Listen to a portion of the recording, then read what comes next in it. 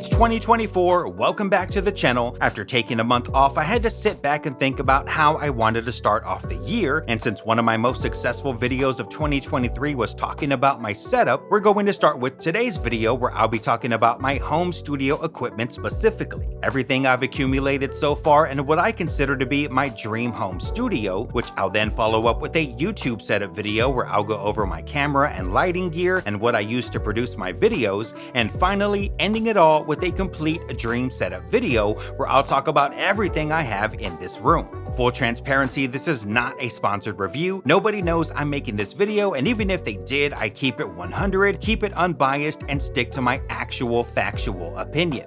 That said, this is how I make a living, so if you appreciate this content and want to see more of what's to come, consider not only hitting that subscribe button and notification bell, but using the links in the description, which help me to earn a small commission to fund this channel and keep it going. Let's not waste any more time and get into today's video, my Dream Home Studio 2024.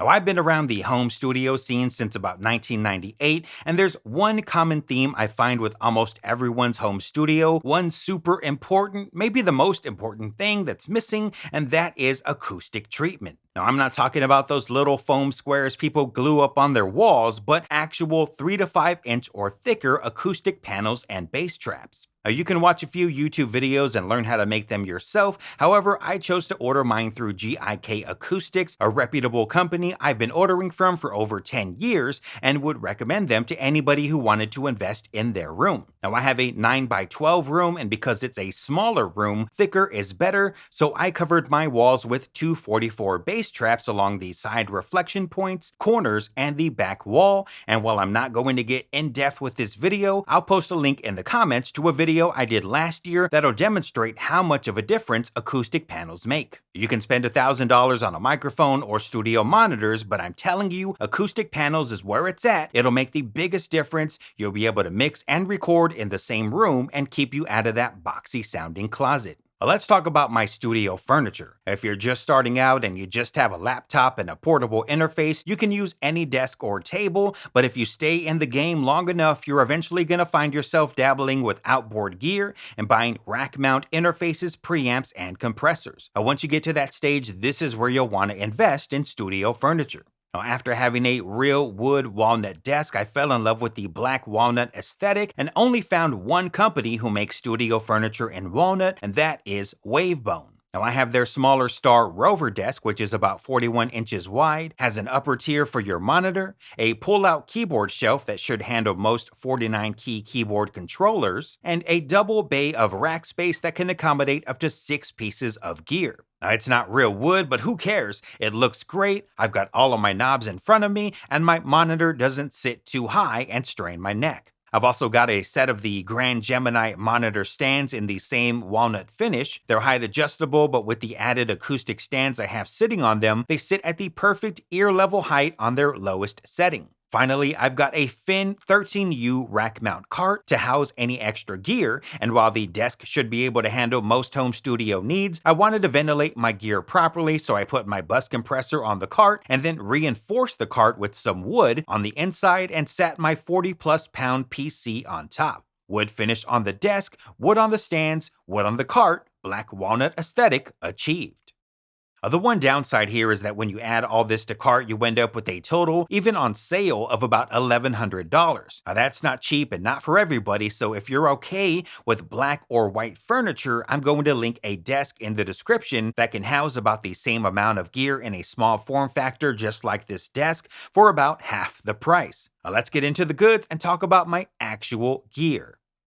We'll kick it off with my Focusrite Claret Plus 8 Pre audio interface. I always get asked about other brands like Universal Audio, and no doubt UA is fine, but I just don't see the need to pay so much money for an interface with DSP chips, especially now that their plugins are native. Now, I actually bought a native bundle from them and have plugins like the Avalon, the Manleys, and APIs, and most modern computers, especially this beast I'm working with, can handle them just fine without the need for UA hardware. Don't fall into the trap of thinking you need a $3,000 interface. The 8 Pre is a grand. I paid about $250 for the native bundle on sale, done deal, and saved about $1,800. Two reasons I chose the 8 Pre. One is quality. This is the upgraded line over the super popular Scarlett series, so when you're ready to go up a notch in terms of quality, the Claret Plus line has you covered. And two is the crazy amount of inputs and outputs on this thing. It'll let me run my entire studio with multiple sets of monitors or outboard gear, and when it comes to home studio needs, you'll most likely never need more than this.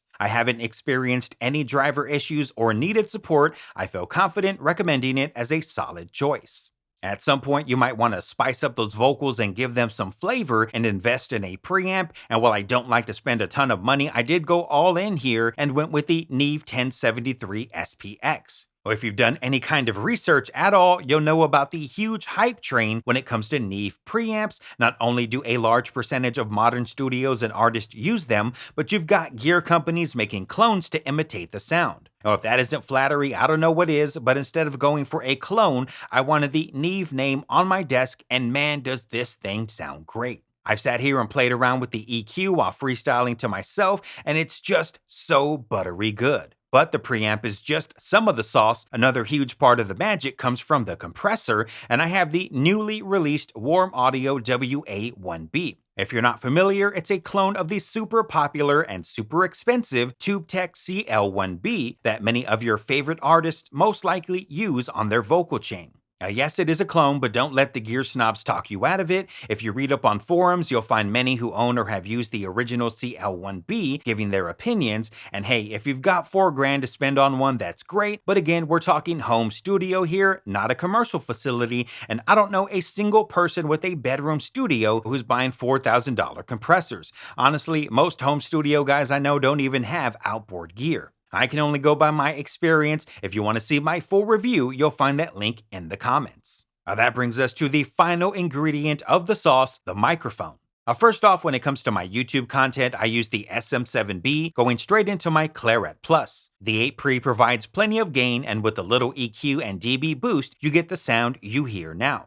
When it comes to my vocal chain and what I run through my preamp and compressor, I use the Lewitt Pure Tube condenser microphone. I've had Neumanns, Rhodes, Warm Audios, and more, and at the end of the day, the Pure Tube matched with my vocal chain just creates magic on my voice. It should be noted a mic choice will vary greatly with different people, but this is what works for me. I also own the LCT 640TS, which is a crazy, versatile microphone with multiple polar patterns and the ability to get stereo recordings using this single mic. If I need to track instruments, this will be my go-to, and then for those times I might travel on the road, I have the budget-friendly 440 Pure Vita Edition, which is one of the better sounding mics in the budget range I've owned, and doesn't have the harshness a lot of budget mics have. Not only is it green, my favorite color, but every Vita Edition mic sold helps support the Costa Rica rainforest. We've talked a lot about the vocal chain and recording, but when it comes to mixing, besides the acoustic treatment, you'll want to invest in a solid pair of studio monitors, and I own a pair of the best monitors I've ever tried, the Adam Audio A7Vs. I'm not going to get in depth with them. Again, I'll post a link of my review in the comments, but I've owned Yamahas, Focals, KRKs, and more. I've even had 2 sets of monitors at the same time, and in the end, this single pair is all I need. If you have the budget, I highly recommend them. And another tool you'll want to consider is a bus compressor to really give that final mix some life, and I have another clone, the Warm Audio Bus Comp. This thing not only makes your mix sound louder, but really gives your music energy that wasn't there before. Here's a quick before and after to show you what I mean.